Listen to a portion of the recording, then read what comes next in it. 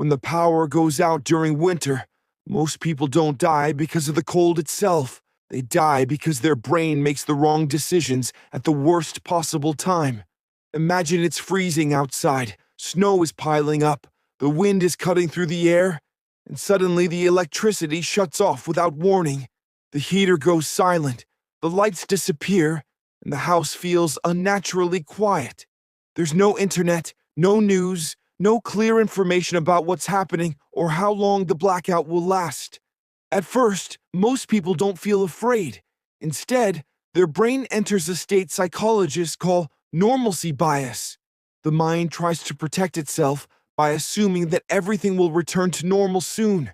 People tell themselves the power will be back in an hour, that this has happened before, that there's no need to act yet. So they wait. They sit still.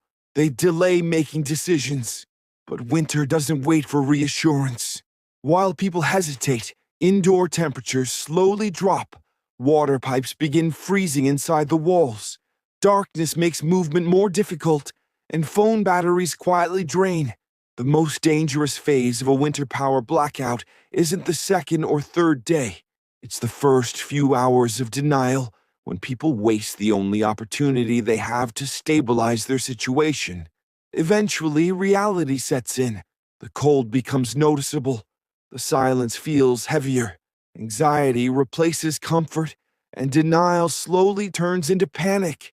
When panic takes over, people rush into actions without thinking them through. They attempt unsafe heating methods, overload generators, burn fuel indoors, or leave shelter at the worst possible time, hoping to find help. Under extreme stress, the human brain stops calculating risks and starts reacting emotionally.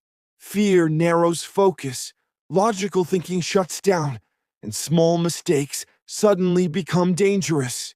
This is where many people fail, not because they lack supplies, but because they lose control of their thinking.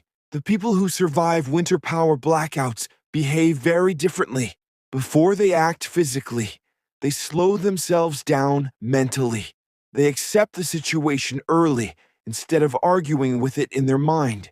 They stop waiting for things to return to normal and start adapting to the reality in front of them. They conserve energy, reduce unnecessary movement, and focus on maintaining control rather than chasing comfort. Survival during winter blackouts isn't about strength, bravery, or luck. It's about mental discipline. Survivors use limited resources carefully. They avoid unnecessary risks. They understand that staying calm is just as important as staying warm. Cold kills slowly, but bad decisions kill fast. Another overlooked danger during winter blackouts is visibility. Noise, movement, and crowds increase risk. Panic buying, wandering outside, and drawing attention to yourself often makes situations worse. People who survive tend to stay indoors, stay quiet, and avoid unnecessary exposure. They don't assume that others will make smart decisions, and they don't rely on systems that have already failed.